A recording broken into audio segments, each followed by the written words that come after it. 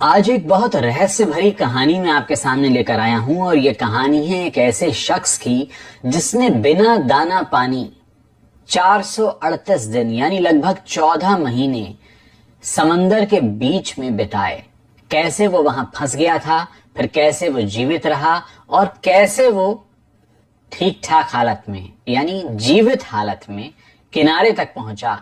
ये कहानी आपको इसलिए सुननी चाहिए ताकि आपके जीवन में कभी भी अगर कोई परेशानी आए, आप इस कहानी को सुन लीजिए। यकीन मानिए आप उस परेशानी को बहुत छोटा समझने लगेंगे। हम और आप में से ज्यादातर लोग एक कमरे में अगर 2 दिन के लिए बंद हो जाएं तो दम घुटने लगे।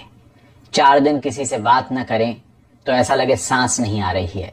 लेकिन ये शख्स अपनी जीती जागती अवस्था में 438 दिन तक समंदर के बीच में रहा। ये कहानी शुरू होती है 18 नवंबर 2012 को, जब मैक्सिको के समुद्र में एक मछुआरे का काम करने वाला जो साल्वाडोर नाम का शख्स रोजाना की तरह अपनी नौका में मछली पकड़ने जाता है। ये वो 15 साल से कर रहा था और वो उसका रोजी रोटी कमाने का यही जरिया था।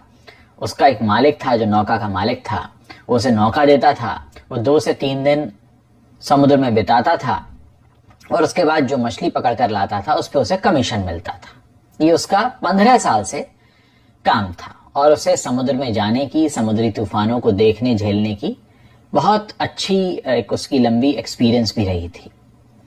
अब 18 नवंबर को जब वो निकलने लगता है तो वो हमेशा अपने साथ एक हेल्पर को या किसी दोस्त को साथ लेके जाता था। लेकिन इस बार उसके दोस्त ने, जो अक्सर उसके साथ जाता था, अपना कोई कारण बताया कि इस कारण से मैं नहीं जा पाऊंगा, तुम किसी और को ले जाओ। तो वो एक 20 साल के लड़के कोबोडो को अपने साथ लेकर जाता है। ये जो 20 साल का लड़का है, ये आप इसको एक ट्रेनी समझ लीजिए, इंटर्न समझ लीजिए, जैसे बहुत ज्यादा अनुभव नहीं है, जो लोगों की मदद करने के लिए अक्सर जाता है समंदर में, तो ऐसे ही वो भी जाता है। अब जब ये रवाना होते हैं अपनी नौका में, इनकी नौका की भी आपको डिटेल बता देता हूं। इनकी जो नौका है वो नाव है एक लकड़ी की बनी हुई जो करीब 23 फुट लंबी है, जिसमें ऊपर कोई झंडा वगैरह नहीं है। जैसे आपने देखा होगा कि ऊपर एक झंडा जैसा लगा होता है, ऐसा कुछ भी नहीं है। फ्लैट नाव है 23 फीट की और इसमें कुछ सामान ये अपने साथ लेकर निकलते हैं, जिसमें करीब 90 किलो ये अपने साथ आइस लेके जा रहे हैं, क्योंकि 2 से 3 दिन लगेंगे, मछली पकड़ेंगे, मछली खराब ना हो जाए, इसलिए करीब 90 किलो इनके पास बर्फ है। 70 गैलन करीब इनके पास गैसोलीन है। 16 गैलन पीने का पानी है, क्योंकि समंदर का पानी आप पी नहीं सकते। और एक जीपीएस सिस्टम है जिससे पता करेंगे कि कहां पर है। एक सेल फोन है जिसको प्लास्टिक में लपेटा हुआ है ताकि वो खराब ना हो, और एक 2 वे रेडियो है जिससे ये अपने मालिक से, जो नौका का मालिक है, उससे बात करेंगे। अब 18 नवंबर को ये निकलते हैं, जो साल्वाडोर और कोबोडो, जो 20 साल का लड़का है। 2 दिन ये अच्छे से मछलियां पकड़ते हैं और करीब 500 किलो ये मछलियां पकड़ते हैं और उनको बर्फ में डाल देते हैं। तीसरे दिन इन्हें लौटना था। तीसरे दिन जब ये लौटने लगते हैं तो ये देखते हैं कि करीब 50 मील की दूरी पर हैं ये तट से, मैक्सिको। लौटने लगते हैं, 50 मील की दूरी है, तो उनको लगता है कि करीब आधे दिन से ऊपर हो जाएगा तो पार कर लेंगे। लेकिन तभी समुद्र में अचानक तूफान आ जाता है। अब ऐसे तूफान जो साल्वाडोर ने बहुत देखे हुए थे, 15 साल से वो मछलियां पकड़ रहा था, तो समझता है तूफान कुछ समय में शांत होगा। लेकिन इस बार तूफान कुछ ज्यादा ही भयानक है और ये इन्हें लगता है रास्ता भटक रहे हैं। ये जीपीएस पे देखने की कोशिश करते हैं तो जीपीएस काम नहीं करता है। अच्छा, जब ये अपने रेडियो को लेकर निकले थे तो 50% बैटरी के साथ निकले थे और इनके लिए 50% बैटरी काफी होती थी, 3 दिन 4 दिन तक चल जाती थी। तो उस बार चार्ज नहीं की थी, 50% बैटरी थी। फिर ये 2 वे रेडियो पर अपने मालिक को बताता है कि भाई मैं रास्ता भटक गया हूं, तूफान आ गया है। मालिक कहता है भाई देखो आसपास कोई जहाज जा रहा होगा, कुछ होगा। कहता नहीं, कुछ भी नहीं दिख रहा, दूर दूर तक कुछ भी नहीं है और मैं जीपीएस भी काम नहीं कर रहा है, इसलिए मैं आपको सूचित कर रहा हूं। मालिक कहता है ठीक है मैं कुछ करता हूं। लेकिन कुछ समय बाद क्या होता है, रेडियो की भी बैटरी डेड हो जाती है। अब रेडियो की बैटरी डेड हो चुकी है, जीपीएस सिस्टम काम नहीं कर रहा है, रास्ता ये भटक चुके हैं और 3 दिन के ऊपर हो गया है। अच्छा, खाना भी ये 3 से 4 दिन का अपने साथ लेकर निकले थे। जो खाना भी अब लगभग खत्म होने के किनारे पर आ गया है। सब कुछ किनारे पर है, बस एक ही चीज किनारे पर नहीं है, इनकी नौका जो बीच समंदर में है। और इन्हें नहीं पता, ये दिशा भूल भी कर चुके हैं, दिशा भ्रमित हो चुके हैं कि ये उत्तर की तरफ बढ़ रहे हैं कि दक्षिण की तरफ बढ़ रहे हैं। इनको कुछ भी नहीं पता है, सिर्फ पानी ही पानी है चारों तरफ, और कोई इंसान, कोई जहाज, कुछ नहीं दिखता। अब होते होते 5-7 दिन बीत जाते हैं। अब इनकी हालत थोड़ी खराब होने लगती है, क्योंकि अभी तक आप लोगों ने मेरे YouTube चैनल को सब्सक्राइब नहीं किया तो प्लीज सब्सक्राइब कर लें। किनारा कहीं समझ नहीं आ रहा, राइट में बढ़ें, लेफ्ट में बढ़ें, आगे की तरफ बढ़ें, पीछे की तरफ बढ़ें। हवाएं तेज हैं, नौका पर कंट्रोल नहीं है, नौका अपने हिसाब से चलती चली जा रही है। और ऐसा पहली बार हो रहा है जोस सल्वाडोर के साथ, जो कि 15 साल से मछली पकड़ने का अनुभव रखते हैं। अब इनको पहले तो ये समझ में आता है कि हमें अब कुछ खाने के लिए चाहिए। अच्छा, अब खाएं क्या? इनके पास पकाने के लिए भी कुछ नहीं है। मछली पकड़ने के जाल के अलावा इनके पास बड़े बड़े 2 चाकू होते हैं। अब चाकू से कुछ काट भी लें तो खाएं कैसे? पहला इनको ये लगता है कि हमें अब ये मछली जो है, क्योंकि अब बर्फ की भी हालत खराब, बर्फ भी मतलब खत्म पर आने पर आ गई है, पिघल चुकी है। तो ये सबसे पहले तो जो 500 किलो मछली है उसको ये पानी में डाल देते हैं, क्योंकि उन्होंने कहा ये मछली हमें पता नहीं हम कब पहुंचेंगे, मछली पहले ही खराब होने लगी है, तो बेहतर है कि हम नौका का वजन थोड़ा हल्का करें। अच्छा, ये भी एक खतरनाक काम रहता है कि बीच समंदर में अगर आप नौका से मछली फेंकते हैं तो बहुत सी समुद्री शार्क वगैरह आती हैं, वो हमला कर सकती हैं, लेकिन इनके पास कोई चारा नहीं था। इन्होंने पहले तो नौका को हल्का किया। अब सवाल ये कि प्यास भी लगने लगी, समंदर का पानी आप पी नहीं सकते, बारिश हो नहीं रही है, पानी खत्म हो चुका है। इस बीच भूख लग रही है, तो ये मेंढक पकड़ पकड़ के खाने लगे। जो मेंढक आते थे ऊपर, उनको पकड़ लेते थे, खा लेते थे। अब बिना पकाए, कभी ऐसा खाया भी नहीं, लेकिन वही है कि पेट की भूख, क्या करे इंसान। मेंढक खाने लगते हैं, प्यास भी लग रही है, तो समंदर का पानी मजबूरी में पीते हैं। अब समंदर का पानी खारा, वो गले में खराश, और गले को पूरा जख्मी कर रहा है, वो रैशेस आ रहे हैं गले पर। क्या किया जाए?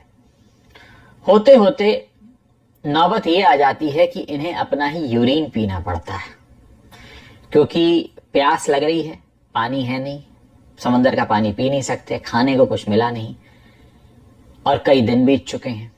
दिन का हिसाब भी वो ऐसे लगा रहे हैं कि जब चांद दिखता था तो हिसाब लगाते थे कि अच्छा ये 7वीं बार चांद दिखा, वो लकीरें खींचते जा रहे थे नाव के ऊपर। होते होते 1 महीना बीत गया। अब ये जो लड़का है इनके साथ, कोबोडो, इसकी हालत खराब हो रही है, क्योंकि ये बहुत ज्यादा एक्सपीरियंस नहीं है और इसने ये सब कभी किया नहीं है। ये तो तब भी 15 साल से कर रहा था, इसकी तो उम्र ही 20 साल है। एक दिन लगभग महीना बीत जाता है, इसी तरह मेंढक खाते, यूरिन पीते, किसी आस उम्मीद में कि कोई तो आएगा, कोई तो देखेगा, कोई जहाज निकलेगा। एक दिन ये देखता है कि कोबोडो बिल्कुल बेसुध पड़ा है, वो उसे काफी झकझोरता है, और उसे समझ में आ जाता है कि कोबोडो अब इस दुनिया में नहीं रहा। एक बहुत हद तक जोस सल्वाडोर को हिम्मत मिल रही थी कोबोडो से बात कर करके, लेकिन अब वो भी बात नहीं कर रहा था। तो वो करीब 4 दिन तक उसकी लाश से ही बातें करता रहता है। 4 दिन बाद जब उसे यकीन हो जाता है कि अब ये नहीं उठेगा, और अगर इस तरह मैं इससे बात करता रहा तो शायद मैं भी पागल हो सकता हूं, इसलिए वो ये बड़ा मन पक्का करता है और उसकी लाश को पानी में फेंक देता है। अब ये अकेला है, तूफान आ रहे हैं, अलग अलग तरह की हवाएं चल रही हैं, नौका पर कोई कंट्रोल नहीं है, कहीं से कोई आवाज नहीं है, किसी से बात नहीं कर सकता, कोई इंसान नहीं दिख रहा, दूर दूर तक सिर्फ पानी पानी और पानी। लेकिन इसके मन में इच्छा थी कि मैं एक दिन अपने घर जरूर पहुंचूंगा, और ये बस इसी तरह अपने दिन बिताता है। कई बार खुद को दिलासा भी देता है कि नहीं, मैं बच गया हूं, मेरी जान बचा ली गई है, मैं कहीं का राजा बन गया हूं, मेरे साथ बहुत सारी खूबसूरत लड़कियां हैं, मैं राज कर रहा हूं। इस तरह के ख्याल, क्योंकि जब आपके शरीर में सोडियम की कमी होने लगे, अलग अलग मिनरल्स की कमी होने लगे, तो दिमाग पर भी असर पड़ना शुरू हो जाता है। आप कुछ का कुछ सोचने और देखने लगते हैं, आपको समझ में नहीं आता। कई बार आपको रोशनी अंधेरा लगती है, अंधेरा रोशनी लगता है, रात दिन लगता है, दिन रात लगता है, क्योंकि इंसानी जो सेंसेस हैं वो काफी असर करने लगते हैं। ऐसा होते होते कभी बेहोश हो जाता है, कभी से नींद आ जाती है। ऐसे ही और भी थकान इंफॉर्मेटिव होती है। वीडियो देखने के लिए वही हमारे नौका चैनल में पर बैठा हुआ है, बने महीनों रहें। हफ्तों बीत गए हैं। फिर वो बातें याद कर रहा है जो वो कोबोडो से किया करता था। कोबोडो अक्सर उससे कहा करता था कि हम दोनों में से जो भी बच जाएगा वो एक दूसरे के घर जाएगा। कोबोडो ने कहा था कि मेरी माँ ने दूसरी शादी कर ली है, इस वजह से मैं उससे नाराज हूँ, लेकिन अगर मैं मर जाऊं और तुम मेरे घर जाओ तो कहना मैंने वो नाराजगी छोड़ दी है। उसी तरह ये कोबोडो से कहता था कि मैं तो अपनी माँ से बहुत प्यार करता हूँ, तुम अगर जाओ और मैं ना बचूं तो यही कहना कि मैं बहुत प्यार करता हूँ। ऐसी तमाम बातें वो याद कर रहा था। एक बार ऐसा होता है कि बहुत दिन बीत चुके हैं, इसको अंदाजा भी नहीं है कितने दिन बीत चुके हैं। उसको अचानक परिंदों की चहचहाहट सुनाई देती है, और ये पहली बार था। तो उसको लगता है, क्योंकि इतने समय से वो समुद्र में जा रहा था, तो उसे पता है कि परिंदों की चहचहाहट का मतलब है कि आसपास कहीं जमीन है। वो देखता है तो उसे थोड़ी दूर पर एक टापू दिखाई देता है। अब नौका उस टापू तक पहुंचेगी या नहीं, इसके अंदर जान भी नहीं है, क्योंकि इतने समय से कुछ खाया नहीं है। आंखें भी क्या देख रही हैं, क्या समझ पा रहा है, वो भी गड़बड़ हो चुका है मामला। ये किसी तरह टापू को देखकर अपनी नाव से छलांग लगा देता है और उल्टे सीधे हाथ पैर मारता हुआ ये उस टापू पे पहुंच जाता है। टापू पे पहुंचकर ये बेहोश हो जाता है। अब ये जो टापू है ये असल में न्यूजीलैंड के पास एक टापू है, जहां पर एक कपल है जो नारियल की खेती करता है और अक्सर यहां आता रहता है। उस कपल की नजर इसकी बॉडी पर पड़ती है, जो उल्टा ये पड़ा हुआ है। वो पास जाते हैं, देखते हैं तो डर जाते हैं इसे देखकर। उसकी वजह यह है कि इसे तो पता नहीं है 14 महीने हो चुके हैं, इसकी दाढ़ी, इसके बाल, इसके फेशियल हेयर इतना बढ़ चुके हैं कि मतलब एक इंसानी रूप में एक बहुत ही अलग सा चेहरा दिख रहा है। एड़ी सूजी हुई है, शरीर पर सिर्फ हड्डियां हैं, कहीं कोई चर्बी नहीं है, बिल्कुल कंकाल जैसी हालत है। एक कंकाल जिसको बहुत बड़ी दाढ़ी और बाल है। फिर वो कपल डॉक्टर को बुलाते हैं, इसका थोड़ा सा इलाज होता है, तो उसके बाद ये बोलना शुरू करता है। और ऐसा कहते हैं वो कई घंटों तक बोलता रहा, क्योंकि वो इतने दिन तक बोला ही नहीं था। कोई इंसान जो 14 महीने से चुप है, जिसने कुछ बात बताई नहीं, जो भूखा भी है, जो प्यासा भी है। अच्छा, इस बीच उसको पानी का मौका जरूर मिल गया था, क्योंकि एक बार बरसात हुई थी, तो उस बरसात में इसने बारिश का पानी उस कंटेनर में भर लिया था जिसमें वो बर्फ भर के लाया था। तो वो पानी इसने पिया हुआ है, लेकिन उस पानी को पिए हुए भी महीनों बीत गए हैं। एक ही बार बारिश हुई है। डॉक्टर इसका इलाज करते हैं, फिर इसकी भाषा समझी जाती है, पता चलता है कि ये मैक्सिको के पास का है, और ये तो वो न्यूजीलैंड पहुंच चुका है। मैक्सिको से न्यूजीलैंड की दूरी है करीब 8,800 किलोमीटर। और आप मानकर चलिए कि न्यूजीलैंड एक सिरा है, मैक्सिको दूसरा सिरा है दुनिया का, और 14 महीने बीत चुके हैं इसको। फिर अमेरिका के एक हाई कमिश्नर वहां पर थे, जो वहां इसको देखने पहुंचते हैं। फिर इसकी बात दुनिया तक पहुंचाई जाती है, मीडिया में खबरें आती हैं। करीब 1 महीने तो इसका वहीं न्यूजीलैंड में ही इलाज चलता है, तब ये जाने लायक होता है मैक्सिको। और बहुत सारी हिदायतें डॉक्टर देते हैं कि एक तो इसे कभी अकेला ना छोड़ा जाए, इसे कभी पानी में ना भेजा जाए, और अकेला अगर छोड़ा गया तो कुछ भी कर सकता है अपने साथ। फिर इसे मैक्सिको भेजा जाता है। फिर ये मैक्सिको में अपने घर जाता है। जाहिर है घर वाले सब देखकर खुश होते हैं, इसकी हालत देखकर दुखी भी होते हैं।